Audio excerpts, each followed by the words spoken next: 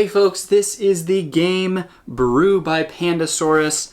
Really excited about this game. It is super fun. And let me just say before we start, this booklet right here, whoever put together this rules booklet did probably the best job that I've ever seen. Now, I've gone through a number of games, a number of booklets, but this one specifically was just put together so darn well with keeping it simple, short, understandable, having little things here that are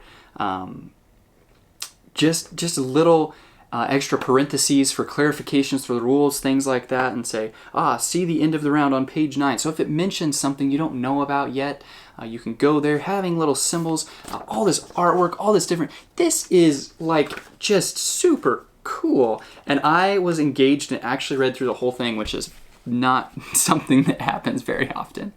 So really excited about that. That's that. Let's dive into this because this is a fun game. Let's dive on into it.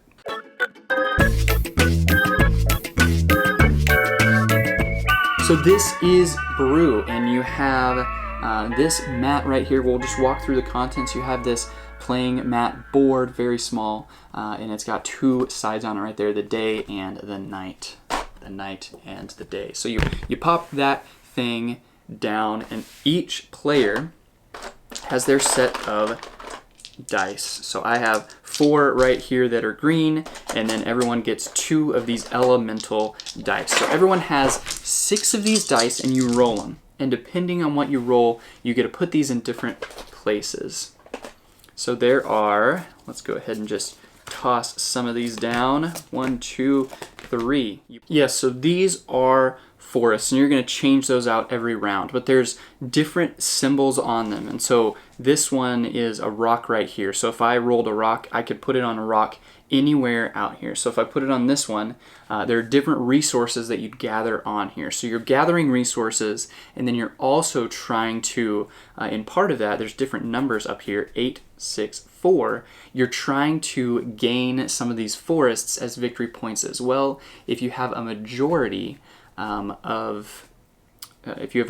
dice in those locations. Elemental dice change that a little bit. Those are kind of wilds, and so you can put those anywhere on the board. There's some specials down here in the city, like this water droplet right here. If I put that on the water droplet here, then you gather 1 of each ingredient. So you get 3 as opposed to 1, which is really neat, but you don't get to come over here and use that to try and kind of fight for control over here in these locations. So it just depends on what you're trying to do, and there are bonuses if you put these over here. You've got a round sequence kind of cheat card that everyone gets, and on the back of that it has what each of these elemental dice do. So like the flame right here, the fire, you can put that on top of someone else's die and gather where you normally wouldn't be able to go to that location.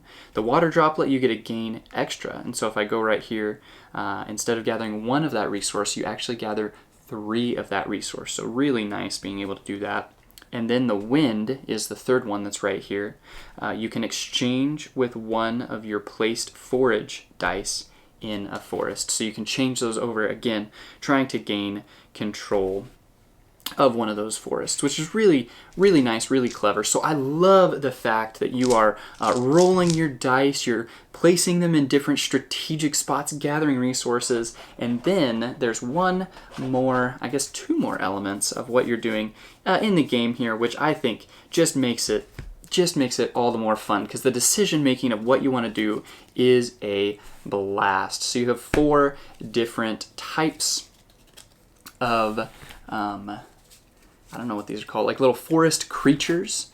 I don't know if that's the technical name or not, but you have 4 different types right here, and each one gives you a different type of ability. And so you can have 3 at a time. So you're trying to go to different locations here. The little tooth right there, if I put it on there, I'd get to train a creature. So that means you get to take them, keep them in front of your character. You can have 3 at a time, and then if you can send it to the forest. So you still get points for it, but you can gain bonus points. This is yellow. So if I matched it up with a yellow here, then you actually, instead of getting the 1 point there, you flip it over and you get 3 points because it gets to rest in the forest, so to speak. So really, really fun.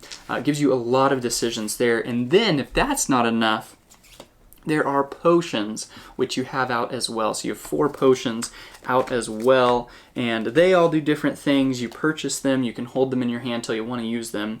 That's where the resources come into play. The resources give you points for the potions. The potions are victory points as well. So everything is victory points.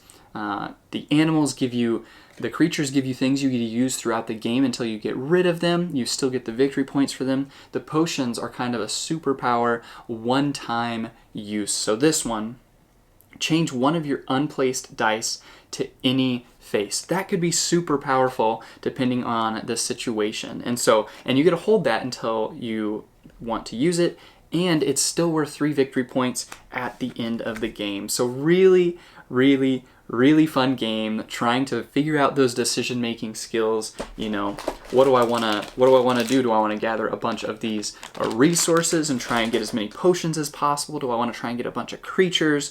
Do I want to try and get as many forests as I can?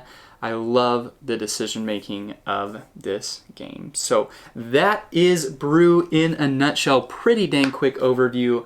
The only other thing we haven't talked about here there are your character cards, and you have forests based on, it's got a little number down here kind of people, and so you can play this with 2 to 4 people, and there are a number of different forests depending on how many people you are playing with. So this is 1, 2, 3, 4, 5, 6, 7, 8, 9, 10, 11, 12. So you're going to play 4 rounds with 3 forests each time.